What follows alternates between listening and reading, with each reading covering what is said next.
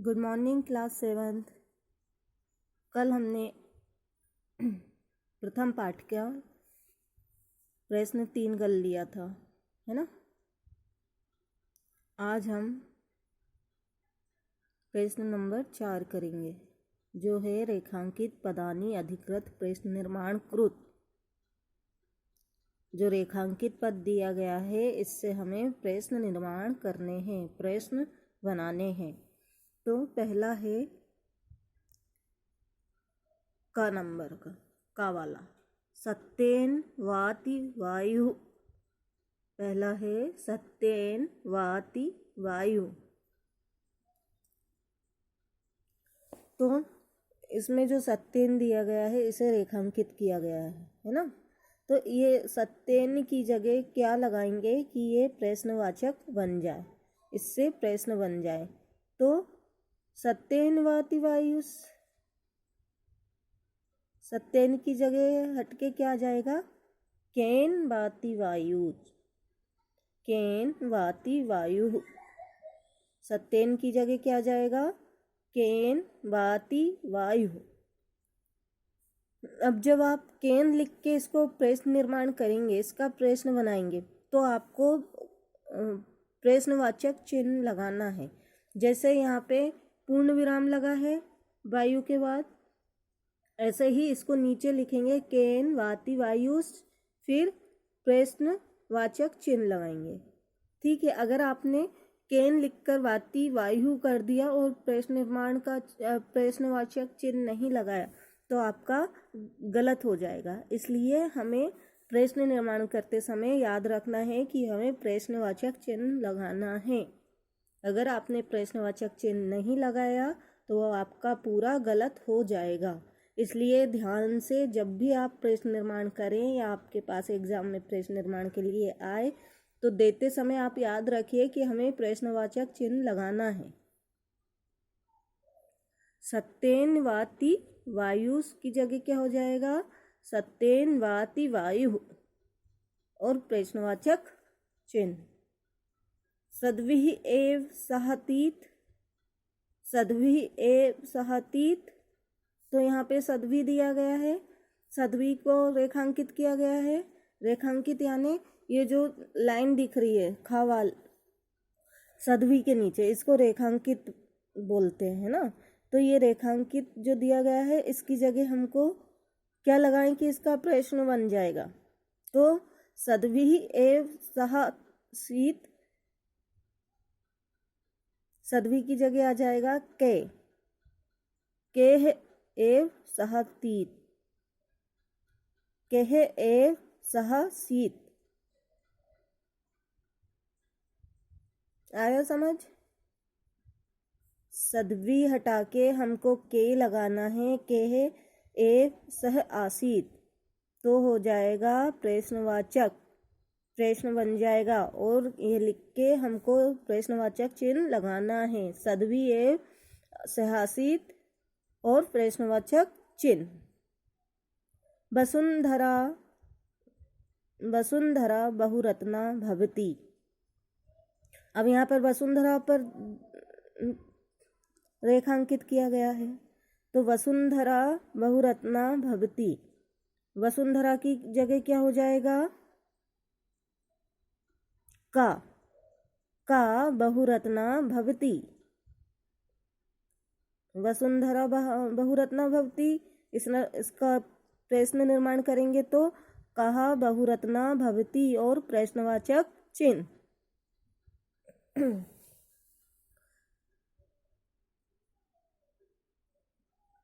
फिर घा देखो, विद्याः संग्रहेषु त्यक्त लज्जा सुखी भवेत्। विद्याः संग्रहेषु त्यक्त लज्जा सुखी भवेत्। तो यहाँ पर विद्याः दिया है, विद्यायाः की जगह क्या आ जाएगा, कस्या। विद्याः की जगह क्या आ जाएगा, कस्या। कस्या संग्रहेषु त्यक्त लज्जा सुखी भवेत् और प्रश्नवाचक चिन्ह। भवेत् के बाद आ जाएगा प्रश्नवाचक चिन्ह। विद्याः संग्रहेषु त्यक्तलज्जा सुखी भवेत्, तो विद्याः की जगह आ जाएगा कस्यः संग्रहेषु त्यक्तलज्जः सुखी भवेत्। डा वाला देखो, सद्भिः मैत्री कुर्वीत, सद्भिः मैत्री कुर्वीत। अब यहाँ सद्भिः दिया गया है, फिर मैत्री, मैत्री को रेखांकित किया गया है, तो मैत्री की जगह क्या आ जाएगा काम, सद्भिः काम कुर्वीत और प्रश्नवाचक चिन्ह, सद्भिः मैत्रीः कुर्वीत, तो सद्भिः काम कुर्वीत ऐसे करके लिखना है। और जब लिखेंगे इसका उत्तर तो हमको प्रश्नवाचक चिन्ह लगाना है। आया समझ? अगर आप प्रश्नवाचक चिन्ह नहीं लगाओगे, मैं बार बार बोल रही हूँ, तो आपका आंसर गलत हो जाएगा। रेखांकित पद अधिकृत प्रश्न निर्माण कुरुत, अगर ये क्वेश्चन आया है, प्रश्न निर्माण करना है, तो आपको प्रश्नवाचक चिन्ह लगाना अनिवार्य है। फिर देखो, प्रश्न नाम उत्तराणी लिखत। अब ये जो प्रश्न दिए गए हैं इनके उत्तर हमको लिखना है। ये जो प्रश्न निर्माण दिया गया है इसके उत्तर हमको लिखना है।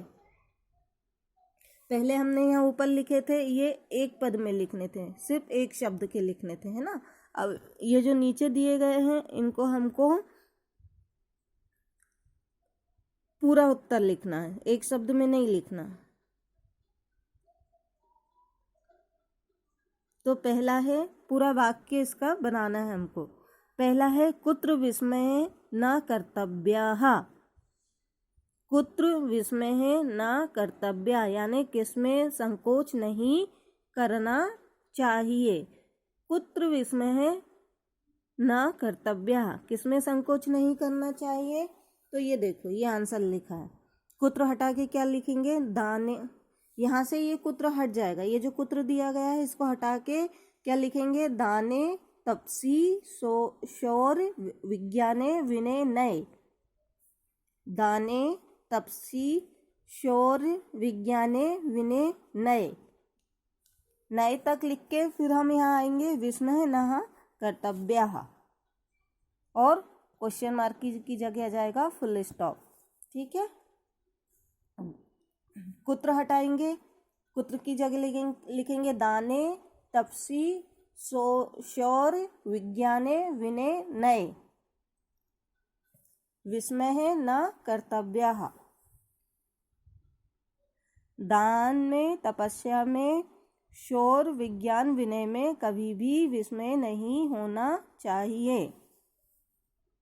आया समझ कैसे लिखना है। कुत्र हटा देंगे, कुत्र की जगह ये पूरा लिखेंगे यहाँ तक, नए तक। नए के बाद विस्मय न कर्तव्याः, नए के बाद क्या लिखेंगे, विस्मय न कर्तव्या, और फुल स्टॉप लगा देंगे। ये हो जाएगा हमारा उत्तर। फिर है पृथ्व्याम तीणी रत्नानि, पृथ्व्याम तीणी रत्नानि कानि, यानी पृथ्वी पर कौन से 3 रत्न हैं।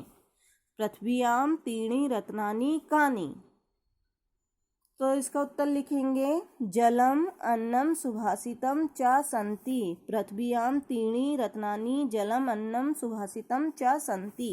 पहले लिखेंगे, उत्तर जब लिखेंगे हम तो पहले लिखेंगे पृथ्व्याम तीणी रत्नानि, कानि हट जाएगा, फिर लिखेंगे जलम अन्नम सुभाषितम च सन्ति, और फुल स्टॉप, पूर्ण विराम।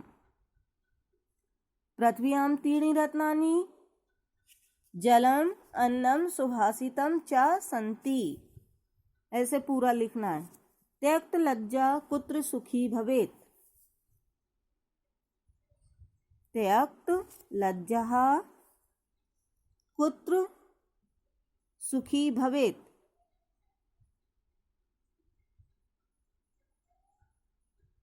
कौन सुखी होता है, किसमें लज्जत, ध्यान बताया था ना मैंने, जो श्लोक आया था कि किस चीज में,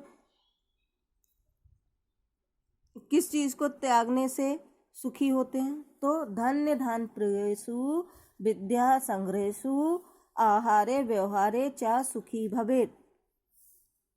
क्या जाएगा कुत्र की जगह? धन्य धान प्रयोगेषु विद्या संग्रहेषु आहारे व्यवहारे च सुखी भवेत्। ठीक है, यहाँ समझ नहीं आए तो यहाँ पे आपको ये श्लोक दिया गया है, देखो। धन्य धान विद्या संग्रहेषु च आहारे व्यवहारे च त्यक्त लज्जा सुखी भवेत्। ठीक है,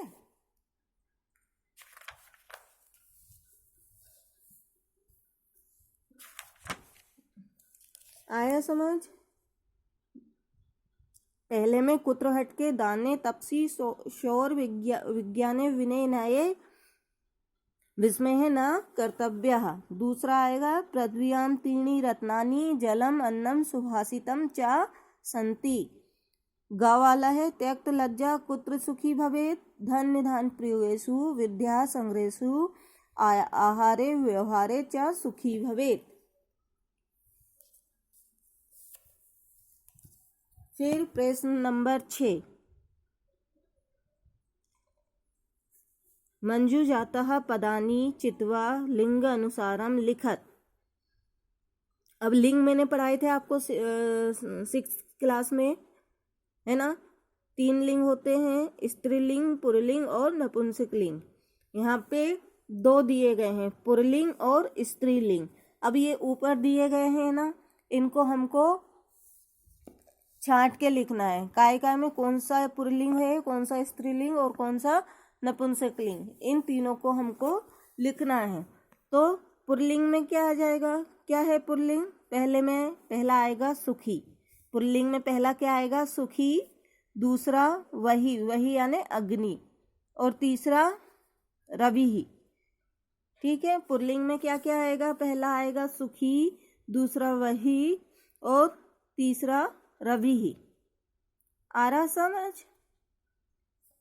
सुखी, वहिनी, रवि। फिर स्त्रीलिंग में देखो, स्त्रीलिंग कौन कौन से हो जाएंगे इसमें? संगीतम। स्त्रीलिंग में पहला कौन सा आ जाएगा? संगीतम। दूसरा वसुंधरा। दूसरा क्या आएगा? वसुंधरा। और तीसरा पृथ्वी। तीसरा क्या आएगा? पृथ्वी।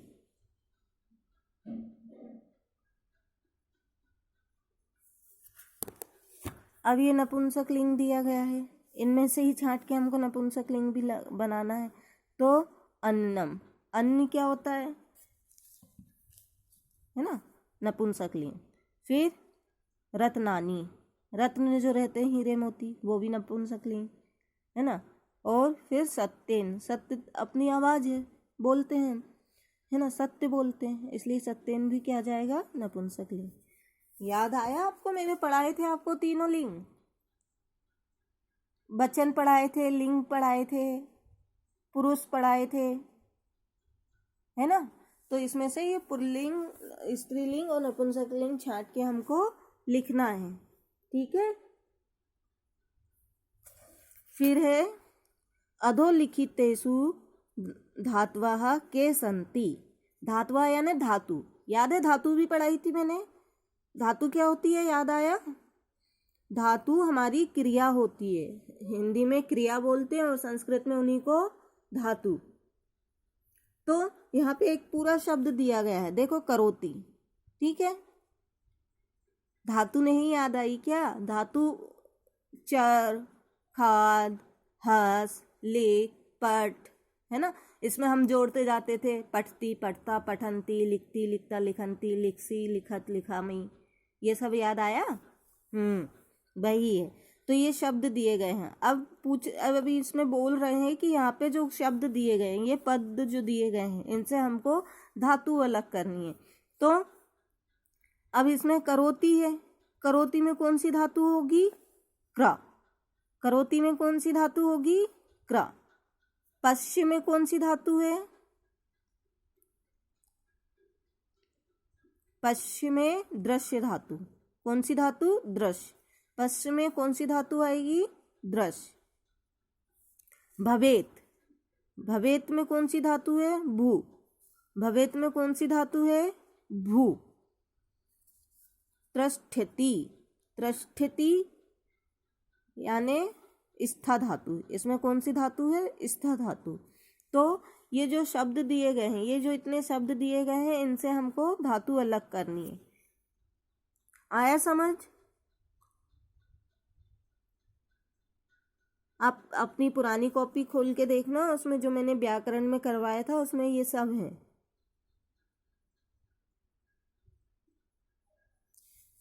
और आज हमारा ये चैप्टर पूरा हो गया है। फर्स्ट लेसन प्रथम पाठ पूरा हो गया है। इसके बाद अब आपका होगा टेस्ट, है ना। मंडे को आपका टेस्ट होगा। तो टेस्ट के लिए आपको इन सारे श्लोकों के अर्थ, श्लोक संस्कृत में याद करना है, हिंदी में भी याद करना है। ये जो श्लोक दिए गए हैं इनको आपको संस्कृत और हिंदी दोनों में याद करना है। और इनमें से आपके पास कोई सा भी श्लोक आ जाएंगे अर्थ के लिए कि इनका अर्थ लिखना है, और 2 श्लोक आपको संस्कृत में भी लिखना है। इसलिए आपको ये श्लोक याद करने हैं, इनके अर्थ भी याद करने हैं। ठीक है। शब्दार्थ जो दिए गए हैं इनको भी आपको याद करना है। सारे शब्दार्थ आपको याद करने हैं। सही जोड़ी, ये सही जोड़ी याद करनी है।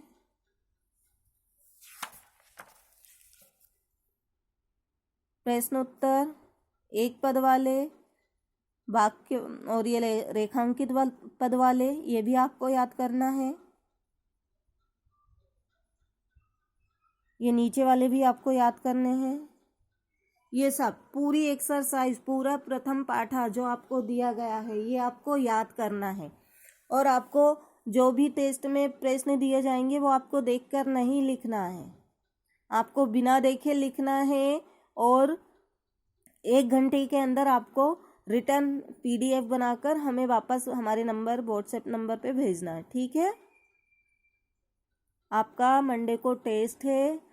टेस्ट में आपको पूरा जो भी प्रथम पाठ में पढ़ाया गया है, अर्थ, श्लोक, प्रश्न उत्तर, सही जोड़ी, है ना, धातु अलग करना, लिंग बताना, ये सब आपको याद करना है। और बिना देखे आपको टेस्ट देना है। और टेस्ट देने के बाद PDF बना के आपको PDF मेरा पर्सनल नंबर जो है उस पर भेजना है। क्लियर?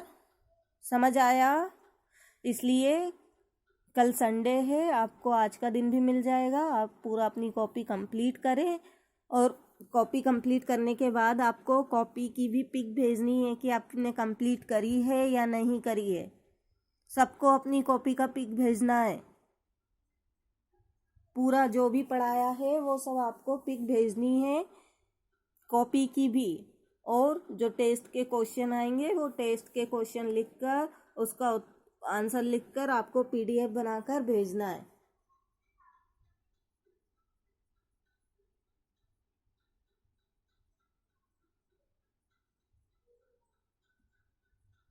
मंडे को आपको 9 बजे टेस्ट होगा। उसके बाद आपको एक घंटे के अंदर आपको करके और भेजना है। ठीक है। 7th class. चलिए, ये था आज हमारा पार्ट कंप्लीट हो गया है। और हर चैप्टर के बाद आपका टेस्ट होगा। जो भी हम चैप्टर पढ़ेंगे उसको कंप्लीट करने के बाद आपका टेस्ट होगा। ठीक है। इसलिए आप ध्यान से सुने, ध्यान से लिखें, और गलत नहीं लिखना है। सबको सही सही लिखना नहीं आए तो लिख कर याद करना, पर गलत नहीं लिखना। मैंने सब लिख के दिया है आप लोगों को। आप इसको सही सही लिखना। लिखते समय याद करना कि इसको कैसे लिखते हैं, गलत नहीं लिखना कोई भी।